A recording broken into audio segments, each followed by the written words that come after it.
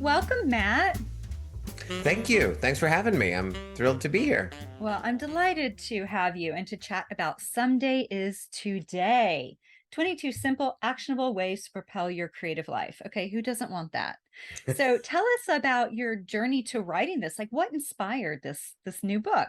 Oh, well, I stand in front of audiences a lot, as a novelist and a storyteller and just sort of a person who does a lot of public speaking. And when we get to that Q&A section of every talk, the first question I always get is, how do you do all the things that you do? I'm an elementary school teacher and I write novels and I run a couple businesses and I storytell and perform on stages. And people just see that and they wonder, how does he manage to fit it into the day? And when I get that question, I always think, if you give me 18 hours, I'll sit down with you and I'll explain the whole system. But no one, even my wife, no one wants 18 hours of me all in one gulp. So I often would give a couple ideas and always feel like I didn't really help them very much. So the book is sort of the answer to that question. So whenever someone asks me, how do you manage to do all that you do? I say, well, go buy the book and you'll have the answer and I'll be a little richer for it in the process and it'll be a win-win. So that's where the book really came from, the desire to answer that perpetual question. Well, you know what I love too is in your bio, like, and I'm just going to read these pieces. Um, well, you actually have it in the description here, but I wear a lot of hats: author, as you just said, elementary school teacher, storyteller, consultant, speaking coach, minister, wedding DJ, not to mention father, cat owner, husband, poker player, and mediocre golfer, which I just thought that was amazing. It's a lot, It's a it's lot. but I managed to fit it in. And I always point out to people, as much as they like to focus on sort of all the professional things that I do, I spend enormous amounts of time with my children and my wife and my friends and on the golf course.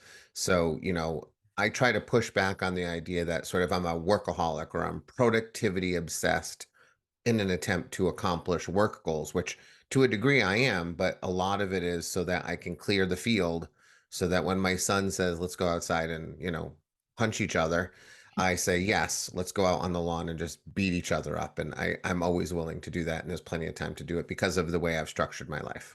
I love it. I love that you have plenty of time for beating up. You know, makes me think of those is it James, who goes on the little trips to with the I'm not saying this correctly, with the various musicians. And I don't know if you saw the one where he did it. Is it James? It starts with a C. I'm blanking on his last name, but he's very funny, British comedian. But he was on the lawn with like Anthony Kiedis and like the Oh, Red Hot Chili Peppers. James Corden.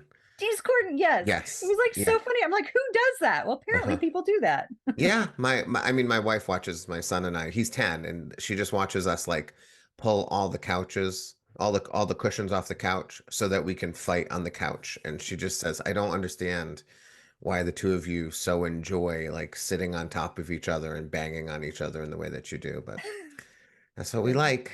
it's a thing. It is. Now, you say that someday may be your least favorite word. And, I appreciate that, right? Because you say you've got time to do these various things, and yet you also focus on family. And so many people have in their minds, like, oh, someday I'll do that, or someday I'll write that novel, right? And so, what is it about the word that bothers you? I think it's just an excuse for procrastination, and I think it inevitably leads to a lack of fulfillment. I think that what most people do in life tragically is they say that someday they're going to do this thing and then they run out of some days. And all you have to do is talk to hospice workers, which I've done, Mhm. and ask them what people talk about in the final days of their lives. And inevitably, it's about regret. And it is the regret of what they didn't do, the chances they didn't take, the romantic partner they didn't dare to ask out, the places they didn't go. So it is that idea that someday I'm going to get to the Grand Canyon, and then you run out of some days, or someday I'm going to write that book or build that business or solve that problem that I have the answer to. And someday is just an excuse to not do it until you can't do it anymore. So it's a killer word that just, I think, tragically leads to a lot of regret, and I hate that. Well, and that leads me into the next question, right? As we talk about regret, is so the 100-year-old plan. I love this. And your idea behind that, at least what I understand in the book, is to help us not lead a life that ends in regret. So, can you explain what this is? Yeah. So, it's sort of the fundamental philosophy that I operate my life under. When I was 22 years old, I was managing a McDonald's restaurant and I was robbed. After hours, the store was closed. Three men came in with guns, and there was a compartment in the safe where most of the money was located, and I couldn't open that compartment as one of those. The manager does not have the key, and the men with the guns didn't believe me, and so ultimately, after they beat me, they got me on the floor and they put a gun to my head and they said, "I'm going to count back from three, and if you don't open that compartment, we're going to kill you." And these were men who I knew had killed other people already. The police had come and warned me that there were these people robbing restaurants. And so as, that man started counting back from three, I was absolutely certain that I was at the end of my life. I really, without a doubt, believed I was about to die. And the remarkable thing for me was in those final moments, I didn't feel anger or sad or even fear. The only feeling I was consumed with was regret. I'm a 22-year-old kid on a greasy tile floor about to die with a million dreams, and I had yet to pursue a single one of them. And Mm. so obviously I survived that night. There was no bullet in the gun. He pulled the trigger on an empty gun, which resulted in many years of trouble for me. But oddly, it gave me a glimpse into what most people have to be 85, 95, and 105 to feel, which is you're at the end of your life and you look back and realize you haven't used it in the way you should have. Mm. And so from that moment, I sort of created this mindset or this philosophy that when I'm stuck with a decision to make, typically about how am I going to spend my time, which direction am I going to take? Am I going to try to do this thing that seems hard or difficult or impossible? I don't rely on myself, the current version of me. I imagine the 100-year-old version of myself, the one lying in bed. He's got a few days left. He's finally watching some television. I ask that version of me, what should I do with, let's say, the next 2 hours of, I suddenly have 2 free hours. What should I do with it? That version of me never says binge a Netflix show. That version of me never says scroll through social media. Like these are not things that are ever suggested to me by that version of me. That version of me always says, write the book you're working on, go play with Charlie, go talk to your daughter, go hang out with your wife, try to improve your golf game, go for a bike ride, pet your cat, all of those things that we, you know, take for granted because we think we have some days. We think we have an endless number of days when truthfully, a bus can hit us tomorrow, and so that version of me, that 100-year-old version of me always makes the right decision. I think we just have to remember that. If I was to make a decision about how to spend today, in the current version of me, it would always be cheeseburgers and golf. Like that's what I would do. I would eat cheeseburgers and I would play golf and I'd punch my son, in a friendly way. But the 100-year-old version of me says there's nothing wrong with an occasional cheeseburger. And golf is great, especially when you're playing with friends or your family. But there's a multitude of other things you're hoping to accomplish with your life. And please don't forget those as well. So I just don't think we can trust ourselves. We're not reliable narrators in the moment. We have to be looking to the future and asking, what do we really want from our lives? Well, it's funny too that 100-year-old self would not be like, oh, yeah, scrolling Instagram for another hour. It's like, Right. it's funny, right? Our short term, like, gain, right? We're just like, oh, I just want this. I just want to be satisfied. It's never like, it's never a good use of time, which actually is an upcoming question. But I'm curious, overall, you've got this like maximizing, way of living your life and making sure you still have time for golf and family and cats. And so what are some ways in which you really try to maximize your day? Like, are you like, I have a diehard morning routine and I go to bed at this time, or, Well, I guess all of those things, sort of, and more. I think the thing I want people to understand or prioritize is time. The problem with the way we live is so many people think they can only accomplish tasks in 30 or 60-minute increments, or they need 3 hours to do something. When what is the truth of our lives is we often have like 5 minutes here and 10 minutes there and 6 minutes here. And those are the times that we dither away. That's when the most convenient thing for us to do, if we're waiting 10 minutes for something, is to take a phone out and look at something. Something that's not going to make us feel good about ourselves, by the way. Like nothing on social media almost ever makes us feel good. And yet that is the most convenient thing for us to do. And so if we instead look at that 10-minute or that 6-minute or that 1 minute block that we have, and we say, oh, I got 1 minute, what are we going to do in the 1 minute? I never reach for the phone. I always keep a list of things in my head that I can be doing given the amount of time I have. So for example, you and I are talking, but I was here early, right? When you clicked on, I was already on the call, right? I was on the call and I had the book I'm writing up. And I knew I probably had somewhere between 1 to 6 minutes before your face was going to appear on the screen. And so I said to myself, well, let's see if I can write 3 sentences. Because a book is, about 2,000 sentences. And if I write three, that gets me closer to the end of my book. Whereas most people think, well, I can only really write if I have an hour, and a coffee. And I have to be sitting in a Starbucks and I need smooth jazz, right? And I always remind those people that during World War I, there were men in trenches and gas masks. Artillery was exploding over their heads, and they had little notebooks and little pencils, and they were writing stories that they would hope to publish someday if they survived this battle and everyone that was going to happen after it. So if you think you need 3 hours and smooth jazz and a cappuccino, you've really done terrible disservice to yourself and dishonored everyone who came before you who did not have cappuccino and smooth jazz and a Starbucks. So we have to look at time as being exceptionally precious. So one of my favorite things to get people to do is make a list of everything you can do in 10 minutes. Anything that you can actually accomplish in 10 minutes so that you have that list. So that when my son is looking for his shoes, which are always in different rooms for some reason, and we're trying to get out the door, my wife will take out her phone and she'll start scrolling through something. But I will say to myself, well, the dishwasher needs to be emptied. Maybe I can get the top rack done now so that when I get home, I only have to do the bottom rack. And that gets me closer to something I actually want to be doing. So when we stop looking at tasks as they need to be completed as a whole, and we stop looking at time as 30-minute increments or 60-minute increments, but instead 1 minute increments, that's when we can really start maximizing our time.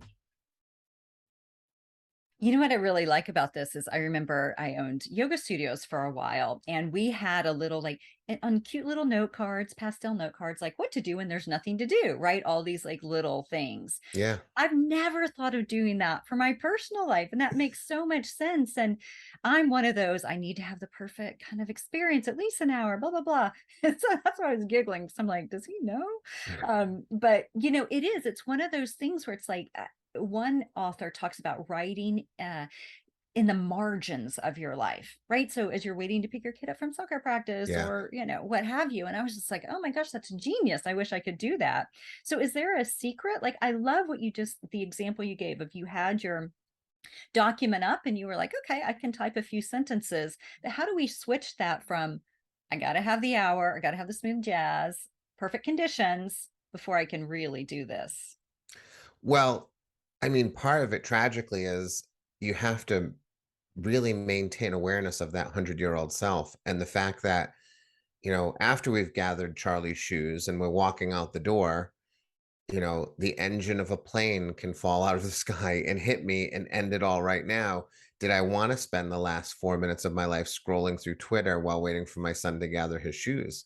Like, it's a terrible way to live, but it's a good way to live when you're thinking about this day is precious and it might really be my last because most people do not begin the day thinking it's their last, but we will all begin a day at some point in our life that will be our last. And most of the time, we don't know. My wife's uncle passed away yesterday, unexpectedly. We did not anticipate it. He did not anticipate it. He woke up yesterday alive and did not finish the day alive. And that is the truth for most of us when we end our life. And so if we just think of it that way, which is morbid, but in the words of my wife, creates a relentlessness in you to make sure that you're not being foolish, that you're not dithering away the time. The problem is that in the last day of your life, minutes are going to be precious. If you know that this is the last day of my life, right? Every minute will be savored. But the problem is we don't know when our last day is. So we must savor all of our minutes because the minute that we're having right now is just as precious as the minute in the last day of my life. So we have to treat them preciously and we have to view it that way. And we have to let go of all the pretentiousness and preciousness of creation that it requires certain things. My production manager, when she read my book, she said the first thing that changed in my life is she said, I used to start everything at the half hour, the quarter hour, or on the hour. If it was like 11:20, she would wait till 11:30. She'd be like, all right, well, I'll get going at 11:30. She suddenly realized, why am I waiting until the half hour to start something? Why am I waiting till, well, I'll start dinner at 11:30, right? I'll start it at 11:20. What am I thinking? So we have to shift that mindset. And it's not easy, but, you know, being aware of the preciousness of minutes, I think, is really important. Yeah, it is. And I really like the examples because, I've even read how people will write, a book in a year by just getting up 15 minutes earlier every day? Yeah, So it's like, why aren't we doing this? Why do we feel as if like, oh, I mean, it is. It's just like it's a quick dopamine, right? You just scroll and then you're like, oh my gosh, like 30 minutes has gone by. I'll never get that time back. never. Yeah. Well, there's a principle of incrementalism that people sort of never really buy into. So anything that you want to achieve, a big goal, something important, it's probably 1,000 tiny steps. And the problem is most people want to think of things as enormous steps and big gulps and magic pills rather than those thousand tiny steps. So if we acknowledge that any kind of progress gets us closer to what we're shooting for, that can be really rewarding. The fact that I wrote 3 or 4 sentences before we began this interview makes me feel great because I'm 3 or 4 more sentences closer to the end. And if I can't write 3 or 4 sentences, because sort of the act of creation sometimes is challenging, I could at least go back to the paragraph I wrote this morning and say, well, I'll read that paragraph and see if that's a good paragraph. And if it's not, I'll revise it. And it comes to everything. I was consulting with someone the other day, and actually a vice president of a company. We were talking about achieving goals, and she said, for years I've been saying I want to have a vegetable garden in my backyard. And I said, well, why don't you have one? And she said, I don't know. I just keep saying it, but I'm not doing it. And I said, well, let's start right now. And she said, well, you're going to come over to my house in San Francisco? And I said, no, but it's 1,000 tiny steps to get to a vegetable garden. I think you need seeds, right? So let's buy some seeds right now. So she shared her screen with me. We went to Amazon and she bought seeds that are now going to arrive at her house on Monday. So she's taken the first step. And sometimes that first step can be enormous for someone because now you're staring at seeds and you realize, I have seeds, right? And so the next thing we did was make a list of all the things you need to do to have a vegetable garden in your backyard. Because when you have a list, you can go, well, there's a bunch of things here that take 5 minutes and there's a bunch of things here that are going to take an hour and a half. But in those 5 minute increments you have, can you then go look for like the cage that's going to keep the rabbits out and have that shipped to your house? Can you go stick 4 stakes in the backyard so you know where the vegetable garden is going to be? Can you hire someone or find someone who will bring the dirt in that you need because your backyard dirt apparently isn't good enough to grow vegetables? And all of those things need to be accomplished. They never need to be accomplished, or almost never need to be accomplished in any specific order either. So you make a list and then you just start knocking those things off the list based upon the amount of time you do have, and suddenly you're growing vegetables in the backyard. That's such a great example, right? Because it is like just break it down. And I think it's where we get overwhelmed, right? You're like, okay, I want to write a novel or I want to plant a garden. It's like, where do you begin? Well, you open up a Word document. It's like that's how you start. But Yeah, it's scary. I think it's overwhelming and people get overwhelmed, like paralyzed by the all the steps. right. Yeah. Well, if you see them, if you can sort of look at them and if you're a checkbox person and you put little squares next to them and you start checking those things off, things get a lot easier when you start breaking down tasks into small, easily achieved parts. Again, it's a million tiny steps to achieve a goal or 1,000 tiny steps to achieve a goal, but you got to start making some of those steps. And the more you make, the more you feel good about it. Like if you want to write a novel, when you get to page 10, you're going to look back and go, wow, I have 10 pages written. Like now suddenly you want to write the 11th page. Jerry Seinfeld had a great comment on this. Someone said, how do you write jokes every day, Jerry? How do you not skip a day? And he said, well, I put a calendar up on the wall and I wrote jokes on a day and I put an X on it. And then I wrote jokes the next day and I put an X on it. And pretty soon I had a chain of X's that I didn't want to ever break. So I just had that visual reminder of I've now written jokes for 630 days. Why would I skip a day? I've been writing blog posts every single day of my life since 2003. So why in the world would I ever wake up one morning and say to myself, this is going to be the one morning I'm not going to post something on the internet for my readers, right? That would be crazy. But it's that piling up of success and that momentum building that can really result in motivation for people who are lacking that motivation. I'm impressed. Okay. Every day since 2003. I started a blog in '04 and I thought I was like super pioneer. You were like super, super pioneer. Well, I started in college. I was taking a master's class and I had to take a class and I thought, well, blogging sounds easy and silly. And little did I know that, it's produced enormous and remarkable things for me over the years, just connecting with people I would have never connected with before, and also creating this wonderful sort of history of my life. So Mhm. oftentimes when my wife and I are thinking like, when did we go on that trip? I said, well, I probably blogged about it. So I'll just go to my blog and search on, Washington, D.C., and we'll see when the last time we were in D.C. And inevitably it almost always works, because a lot of times I'm blogging about sort of thoughts and opinions that are not necessarily tied to the specifics of a day. But when big events happen or when my son says something crazy or my wife does something beautiful for me, it's going to pop up on my blog. And it's nice to be able to look back on your life and have that record because we lose our days so easily. We just forget them instead of holding on to them. So easily. So do you blog in the morning or evening or in the margins of your day? And then do you have a content calendar or do you just sit down and go like, what am I inspired by this moment? So I like that margins of the day. I always say I write in the cracks of the day, but the margins is good. It's more literary. Well, I post my blog every morning. What I really have is I have 100 and I'm looking here. I have 183 blog posts in some form or another ready to be tackled. So some are like done. Some are some evergreen posts that I wrote in the cracks of my day that I'm just waiting for the day when I don't have time one morning, like my son is throwing up and I need to post something. I've got those like five that are put aside that are ready to go, that my emergency posts. Some of them are just like I read something on the internet and I go, I can write about that someday. So I grab the link, I throw it into a blog post, and it's just a link and maybe a title that reminds me like, write about poison ivy. This link is interesting. And I'd go back to the link, I'd read about poison ivy and then probably write something about it. Some are half written. A lot of them are like written, but I can't find an ending to them. So I've just moved on from them. But when I wake up in the morning, what I usually do is I sit down and I look at sort of, I scroll through the 183. I don't usually get that far in, 20 or 30 in. I've gone, this is the one that feels like the right one today. This is the one that's grabbing me. So I give myself lots of optionality so that I'm never stuck with like the one thing I have to write before I head off to teach my 10-year-old. So, it takes half an hour. It's a good warm up for me before I start working on my novel. And it's a great way to connect with readers. So, yeah. Well, I love this. I have never thought about having, I've always been like, oh, I've got an idea. Let me write it and post it. It's like, I just want to get it out there. Uh, and then over the years, I've been like, okay, maybe I should sit on it. And then I always tweak it, quite a bit. So I'm like, thank God I didn't put that out.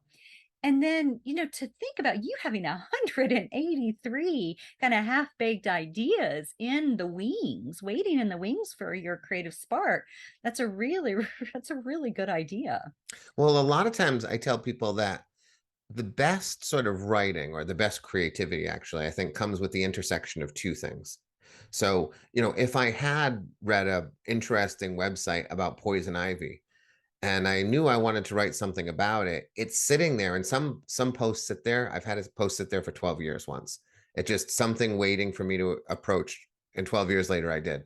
But if poison ivy is interesting to me for some reason, I'm usually waiting for something else to happen. Like I get poison ivy, and now I can talk about my life and the thing I learned on the website. Or my son gets poison ivy, and now I have that intersection with this. Or I'm battling poison ivy in my backyard suddenly, and I go, oh, there's actually a website with interesting stuff about poison ivy that I was looking to write about. Now I can bring these two ideas together. The other day I was writing about Domino's Pizza.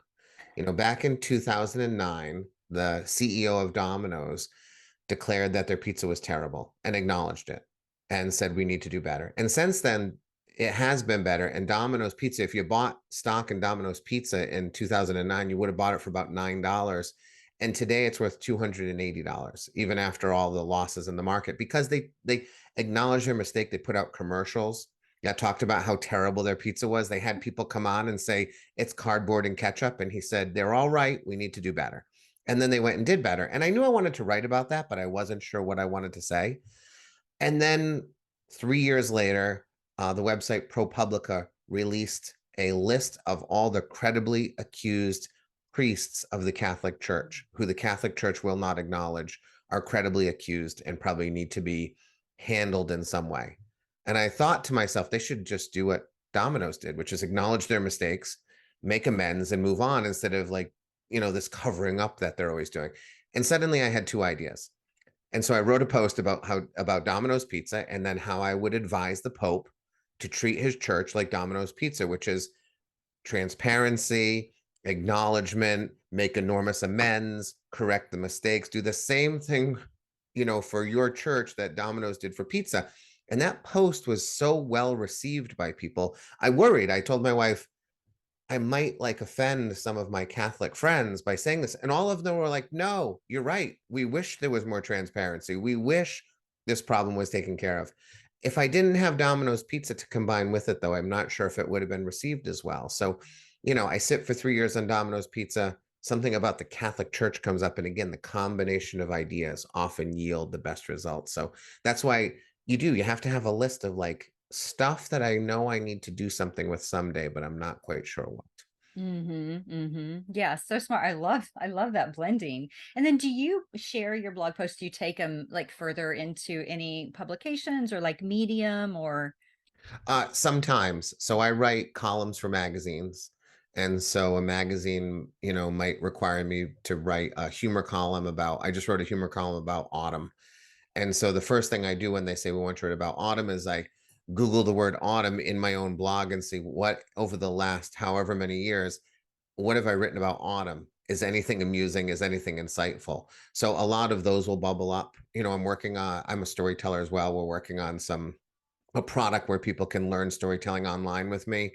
And so my intern is actually scouring, my 2 decades of blogs for anything I've ever written about storytelling before, so we can pull that forward and make good use of it. So yeah, I'm a big believer. In Some Days Today, I talk about the importance of, once you've created something, you need to sort of maximize its value as much as possible. So I wrote a book, but what else can that book be? Or I told a joke on stage. What can that joke become? Or I have a vegetable garden in my backyard. Now am I going to become a produce seller? Am I going to become a farmer's market person? Am I going to now learn how to make fantastic salads with the fruits and the vegetables I'm growing? Like, maximize the thing you're making. Because once you put something in the world that did not exist before, that's an extraordinary act.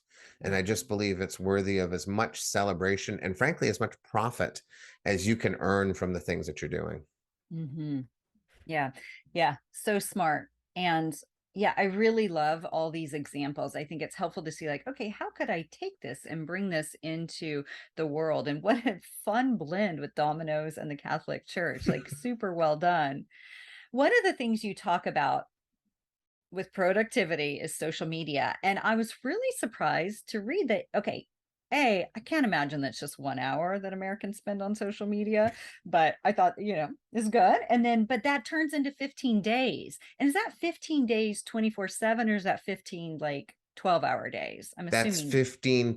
24/7 days. Yeah, Yeah. 15 full midnight to midnight days that Americans spend on social media. And I agree, it's probably more now. So those statistics are probably getting just worse and worse, exacerbated by the pandemic as well.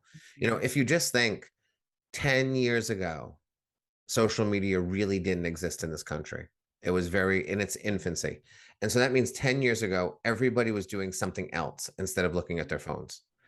And the thing that we were doing 10 years ago was probably valuable. It was probably talking with other human beings, walking, playing a sport, looking at flowers. It was probably things that were actually really helpful to us. And instead, we've supplanted it with this thing. And I'm not opposed to social media, it does extraordinary things for me. But for me, my social media platform is, I put things out on social media and I walk away. You're not going to find me scrolling. You're not going to find me looking at my friends' pictures of their babies. You're not going to find me doing any of that really at all. I curate Twitter for news. So when I click on Twitter, if you ever see me on Twitter, I'm checking on the news of the day because I only follow those things that will provide me with the news sources that I want. You might see pictures of me and my family on Instagram, but once the picture's on Instagram, I walk away. I Mhm. never see anything on Instagram. My wife will say things to me like, "Your cousin had a baby." And I'll be like, "I didn't even know she was pregnant." And she said, "You didn't see it on Facebook?" And I said, "I go to Facebook, I put my thing on Facebook, and then I walk away from Facebook." And that's how I live my life. And it's really been good for me. The 100-year-old version of me is never Mhm. saying, I wish you had spent more time on Instagram. Like that would have been a good use of your life, right? That 100-year-old version of me says, stay off that stuff as much as you can because it's a terrible waste of time. I have a 13-year-old daughter who doesn't own a phone, and everyone thinks I'm crazy. And if she was here right now, she's at school today, but she would tell you, I kind of wish I had a phone, but also I know my life is a lot easier because I see the drama that my friends go through because they have a phone, and I don't have any of that drama.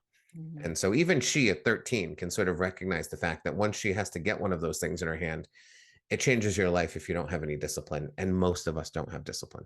No, no. Yeah. And, it's just like the yous, as we call them. They're just like, oh, like this. I'm like, oh my gosh, like we were playing in streets. And, so it's just like such a different experience. And I think it's beautiful that your daughter doesn't because it is so addictive and it's just set up at a young age. And then, I don't know how you break that. I mean, we at least knew a world before it. And so I think we have a little bit more touch with reality about it. Not Yeah. that we're good, always, Hmm. but we still have, but for them, like they've never known any different, right? Yeah. Yeah. I think it's I know young people who have sort of found ways to step away. I actually think once you become aware of what it's doing to you, that is enough to step away. I think the problem is that so much of their lives become tied up into it that they can't imagine not being on it and with it all the time. You know, FOMO is a real thing, Mhm. and they fear that if they put this thing down, something's going to happen. And so often I tell people one of the best ways to handle these situations is you just say to yourself, will this matter next week? Mhm. So you're facing a problem, and it's the framing I always give to my kids and even my wife. In the book, I talk about during the pandemic, we stocked our basement freezer with like hundreds of dollars of meat. I went and I just bought all the meat I could. I saw the pandemic coming because I had biotech clients who warned me in December of 2019 that it was coming. So I was stocked. And so we had hundreds of dollars of meat in the freezer to eat. And then one day my daughter went downstairs to get a popsicle and she did not close the freezer door. And we didn't go in the basement for 3 days. And so when I finally got back to the basement, I found the freezer door open and all the meat was spoiled. And when my wife came down, she was so upset, and rightfully so. And I looked at all this meat and I said, honey, in a week, will this matter to us? Or will we joke about the most expensive popsicle there ever was? Right. And she said, in a week, we won't care anymore. And I said, well, can we pretend that it's already that week and just clean this up and not allow this day to be ruined? Because if it's not Mhm. going to matter in a week, let's not make it matter today. And Mhm. so much of our decision making, if we frame it that way, if I tell someone, I know that if I take your phone from you for 6 hours, you won't be able to see what your friends are doing. But a week from now, will that actually matter to you? Mhm. It probably won't. I'm actually pretty sure it won't. So let's just experiment with that and pretend it's a week from now. And all the things that your friends have done today are now irrelevant because that's the truth of things. When people are looking for sort of likes and heart emojis and all the things they look for on these social media platforms to get good feelings, they think they're garnering something. All you have to do is say like a month later, you put something on Instagram. Do those hearts mean anything to you now? Do those Mhm. thumbs up emojis mean anything to you now? They meant something to you in the moment, but if they're not meaning something to you a month from now, is that a real meaning or is that some fleeting dopamine machine driven nonsense that you have to escape from? Once you get that awareness, I think you can step away a little easier, but the awareness is hard. Yeah, no, absolutely. Great reminders. So my last question for you, Matt, is well, before I ask you my last question, is there anything else that you would like to share kind of about the book that you hope readers or listeners who are listening today will take away that we haven't touched on? I guess, you know, I'll mention sleep a little bit just because people always assume I don't sleep very much. And I do sleep less than most people. I sleep 5 to 6 hours a night. But what I like to tell people is I'm an efficient sleeper and most people are not. So when I go to bed, my wife could attest to this. I'm asleep within 1 minute. I am out. And I wake up without an alarm almost every day at 4:30. My eyes open and I'm fully refreshed and ready to go. And everyone, or almost everyone, can do this. Some people have legitimate sleep problems, but most sleep problems come from the fact that we don't treat sleep sacredly, which means the only thing you really should be doing in your bed is sleeping. If you're reading or watching television in bed, you're telling your mind and body, this is a place that we do a multitude of things. And it doesn't allow the body to be aware of what it's supposed to be doing. So when you get into bed and you want to sleep, your mind might be looking for TV or it might be looking for a book instead of there's only one thing we do here. So when you put your head on the pillow, my mind says, oh, it's time to go to bed. When you stabilize your bedtime, weekend and weekdays, the same time or about the same time every day, regardless of what's happening in your life, your body is created in such a way that it releases chemicals about 2 hours before you actually go to sleep that prepare you for sleep. But if your sleep time is shifting constantly, your body is not able to release chemicals that will promote the sleep. So every night I am asleep sometime between 10:30 and 11, maybe 11:15. But that's a zone where my body understands that around 9 o'clock, we got to start releasing those chemicals because he's going to be in bed in an hour and a half, right? So I'm preparing myself properly for sleep. And then like the snooze alarm, it's the worst thing. Just stop using it today. Your life will be better. Because what happens with a snooze alarm is you wake up, you hit the snooze alarm, which means you begin a second cycle of sleep. And then you startle yourself awake in the middle of that cycle or just in the beginning of that cycle, which is why so many people wake up still tired and feeling bleary eyed. Because rather than waking up normally and naturally, they startle themselves awake every morning, which is a terrible way. So even if the alarm goes off for me, my body has already begun the awakening process. So if I am startled awake by the alarm, it's okay because I'm practically awake already. I'm not in the middle of a REM cycle that has now been disturbed.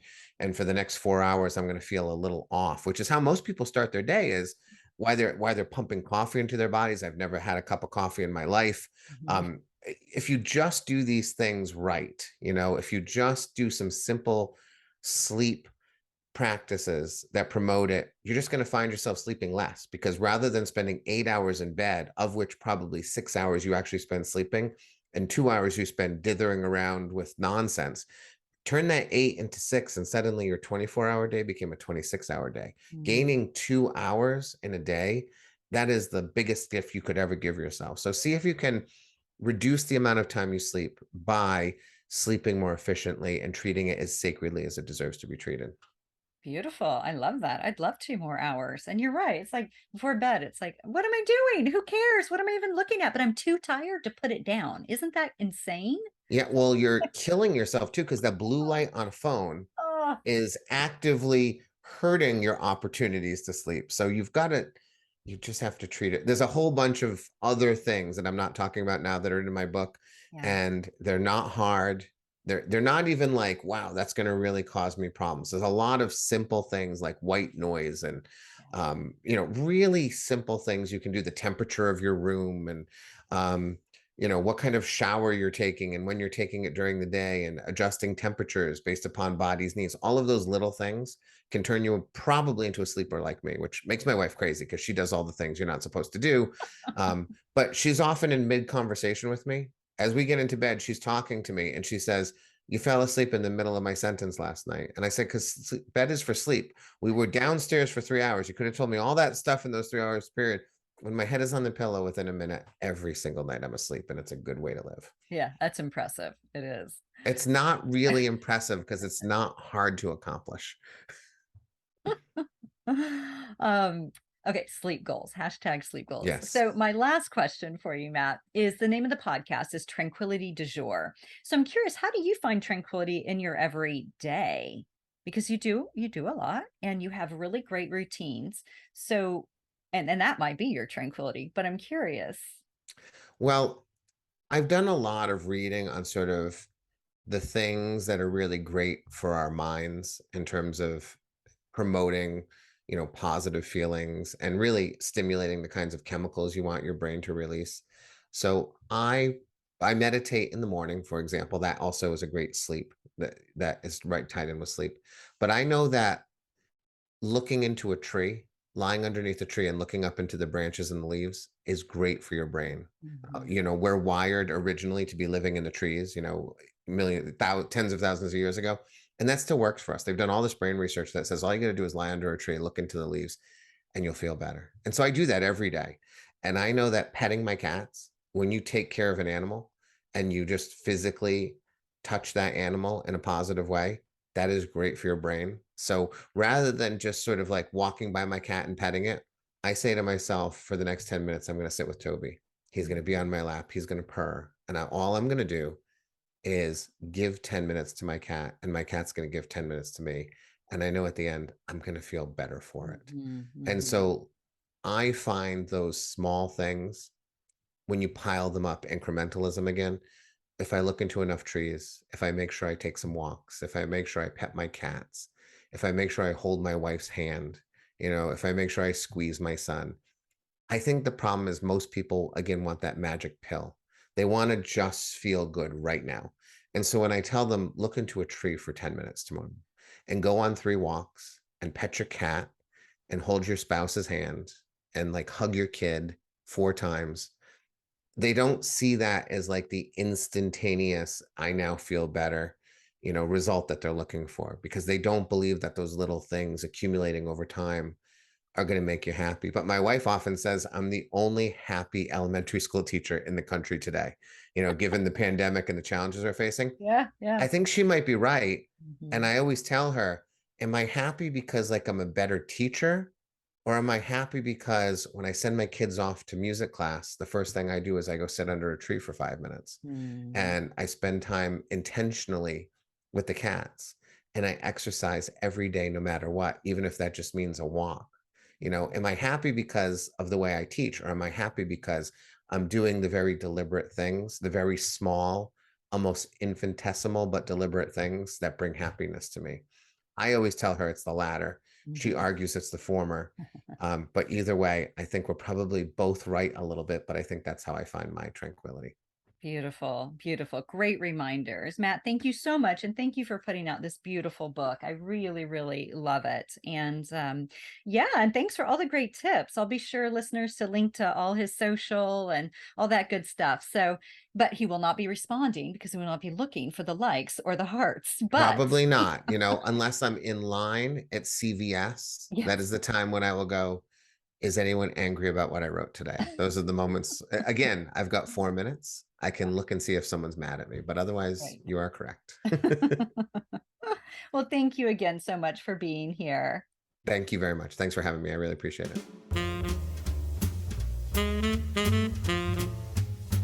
it.